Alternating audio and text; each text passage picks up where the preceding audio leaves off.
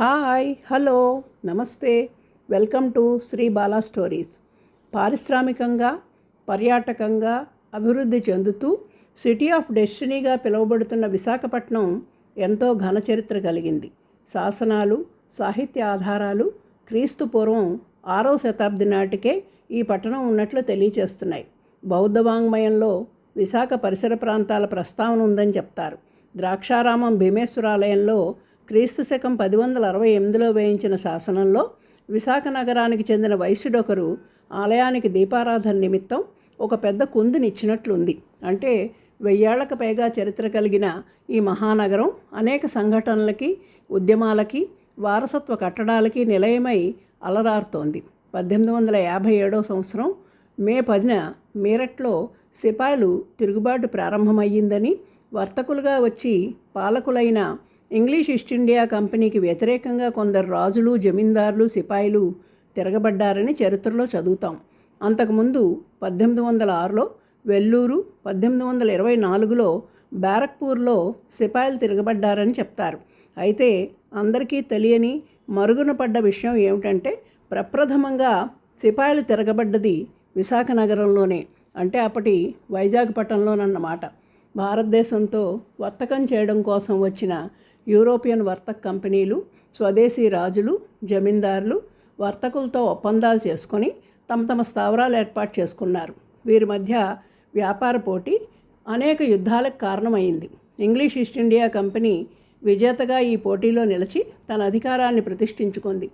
సరైన కేంద్ర ప్రభుత్వం లేకపోవడం, ప్రజల్లో సందిగ్ధత, స్వదేశీ పాలకుల స్వార్థపరత్వం వల్ల భారతదేశంలో అధిక భూభాగం ఇంగ్లీష్ వర్తక సంఘం ఆధిపత్యంలోకి వచ్చింది. కొంతమంది స్వదేశీ రాజులు వీరిని ఎదిరించడం జరిగింది. వారిలో మైసూరు పాలకులైన హైదరాలీ, టిప్పు సుల్తాన్లు ఇంగ్లీష్ వారికి గట్టి పోటీ ఇచ్చారు. ఆంగ్లో మైసూరు యుద్ధాలు జరుగుతున్న రోజులవి. అలాంటి సమయంలోనే విశాఖ సముద్ర తీరం ఒక ముఖ్య ఘట్టానికి కేంద్రం అయ్యింది. 1780లో 2 స్వదేశీ సిపాయి దళాలు వైజాగపట్నం, మచిలీపట్నంలో ఉన్నాయి. కోస్తా ప్రాంతం అప్పట్లో మద్రాస్ ప్రెసిడెన్సీలో భాగమై ఉండేది. అప్పటి మద్రాస్ గవర్నర్ జాన్ వైట్హాలు హైదరాలీతో జరుగుతున్న మైసూరు యుద్ధాల్లో సహాయం కోసం సిపాయిల్ని పంపించాల్సిందిగా వైజాగపట్నం, మచిలీపట్నాల ప్రధానాధికారి జేమ్స్ హెన్రీ కాస్మజార్ను ఆదేశించాడు. అప్పటికే సరైన రాయితీలు ఇవ్వట్లేదని కంపెనీ అధికారులపై సిపాయిలు అసంతృప్తిగా ఉన్నారు.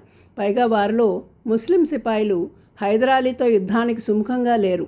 కమాండర్ లిసాట్ నాయకత్వాన వైజాగపట్నం సిపాయిలు సార్డిన్ ఫ్రిగేట్ నౌకను ఎక్కి మద్రాసు చేరాలి. 1780 అక్టోబర్ 3వ తేదీన పెరేడ్ అనంతరం కాస్మజార్ ఇంట్లో విందు అయ్యాక ఓడెక్కడానికి అధికారులు వచ్చినప్పుడు సిపాయిలు తిరగబడ్డారు. ఆగ్రహావేశాలతో వారిపై కాల్పులు జరిపారు. Lieutenant Krebs, cadet Kingsford, Robert Rutherford అక్కడికక్కడే మరణించగా చార్లెన్ మాక్సోన్, కెప్టెన్ లేన్ గాయాల పాలయ్యారు. లెఫ్టినెంట్ బ్రౌన్ ఇతరులు తప్పించుకొని నౌక దగ్గరికి చేరుకున్నారు. తిరుగుబాటుదారులు కాస్మజార్ని, కొందరు సివిల్ ఉద్యోగుల్ని బందీలుగా చేసి యూరోపియన్ నివాసాలపై దాడి చేసి కంపెనీకి చెందిన 21,000 రూపాయలు, కాస్మజార్కి చెందిన 15,000 రూపాయలు దోచుకున్నారు. ఈ తిరుగుబాటు పటాలానికి నాయకుడిగా ఉన్న షేక్ మహమ్మద్ ఖాన్ ఆధ్వర్యంలో జరిగింది. అక్టోబర్ 4న తిరుగుబాటుదారులు కాస్మజార్ని, ఇతర బందీలను హైదరాలీకి వశపరిచేందుకు బయలుదేరారు. అయితే స్థానిక జమీందారు గజపతి నారాయణదేవ్ సలహాపై బందీలందరినీ విడుదల చేశారు. కాస్మజార్ సార్టిన్ నౌక దగ్గరికి చేరి కంపెనీకి విధేయులైన సిపాయిలను తీసుకుని తిరుగుబాటుదారులను వెంబడించమని కెప్టెన్ బట్లర్ను ఆదేశించాడు. ఇరుగు పొరుగు జమీందారుల మద్దతు కూడగట్టాడు.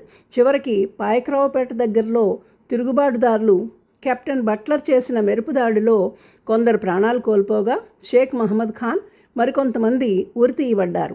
అవడానికి ఇది ఒకరోజు జరిగిన సంఘటన అయినా దీని ప్రకంపనలు లండన్లో ప్రభావం చూపాయని అంటారు. ఇంగ్లీష్ వారికి భయాందోళనలు కలిగించింది ఈ తిరుగుబాటు.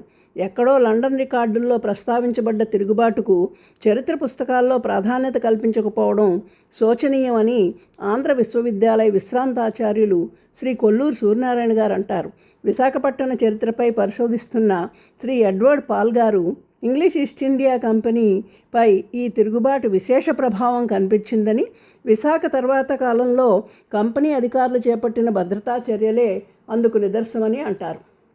విశాలాంధ్ర విజ్ఞాన సమితి ప్రచురించిన 1857 ప్రథమ భారత స్వాతంత్ర సంగ్రామం చారిత్రక ప్రాధాన్యత అనే గ్రంథంలో తెలుగు సిపాయిల తిరుగుబాటు అంటూ ఒక అధ్యాయం కేటాయించడం గొప్ప విషయం. అలా జరిగిన ఈ తిరుగుబాటు చరిత్ర మరిచిన చరిత్రాత్మక ఘటన అంటే బాగుంటుందేమో. ఏమైనప్పటికీ తెలుగువారికి గర్వకారణం ఈ తిరుగుబాటు. ధన్యవాదాలు. Please like, share and subscribe.